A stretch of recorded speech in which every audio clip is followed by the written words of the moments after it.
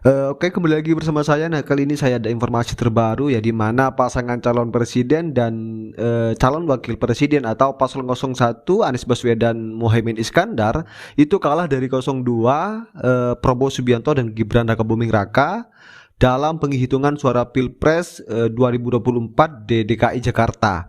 Padahal Anies itu sempat menjabat sebagai gubernur di provinsi tersebut.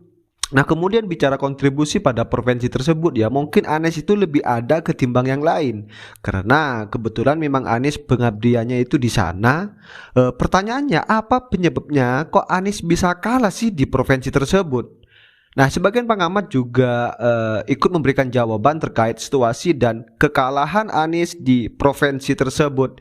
Nah, katanya ya, di antaranya itu Anies dikepung dan dikeroyok oleh kekuatan besar. Menurut Adi, salah satu pengamat, pengkeroyokan itu terlihat dari segi gabungan partai, mesin politik hingga koalisi dua figur kuat, yakni Prabowo Subianto dan Joko Widodo. Nah, menyebut Anies kalah segalanya dari paslon 02. Memang dalam hal ini tentu faktor Jokowi paling dominan ya, mengingat posisinya sebagai presiden, dan tidak menutup kemungkinan juga faktor kunci Prabowo itu menang di Jakarta. Itu memang kalau kita mengaca ya, sejak pemilu 2014 lalu juga Prabowo itu kuat di sana, dan bisa ada dua kolaborasi yang menutup pergerakan Anies sehingga Anies itu tidak leluasa di sana. Nah, sementara itu pengamat politik Universitas Pajajaran Idil Akbar juga mengatakan DKI Jakarta menjadi wilayah perebutan, di mana pengaruhnya itu luar biasa. Selain itu, provinsi ini juga memiliki warga yang jauh lebih rasional dalam melihat paslon yang berkontestasi. Dan kemudian penyebab berikutnya adalah soal penyampaian program. Idil menilai Anies ketika berbicara tentang Jakarta itu lebih banyak mengenai apa yang sudah dia lakukan. Nah, sedangkan Prabowo Subianto itu banyak berbicara apa yang dia masih akan lakukan. Jadi di situ kemudian masyarakat Jakarta itu lebih rasional dalam konteks kandidat.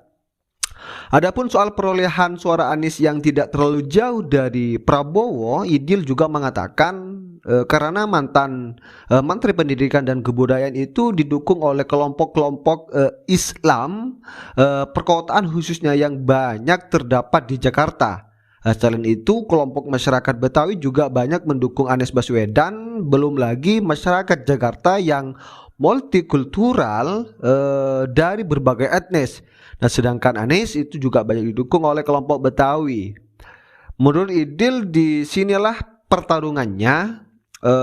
Sebelumnya juga diberitakan Komisi Pemilihan Umum atau KPU RI telah mengesahkan rekapitulasi hasil perolehan suara Pilpres 2024 di Provinsi Jakarta. Pasangan calon presiden dan calon wakil presiden atau paslon 01 Anies dan Muhaimin Iskandar itu memperoleh 2.653.762 suara, sedangkan paslon nomor urut 2 Prabowo dan Gibran itu mendapatkan suara tertinggi, yakni sebanyak 2.692.11 suara.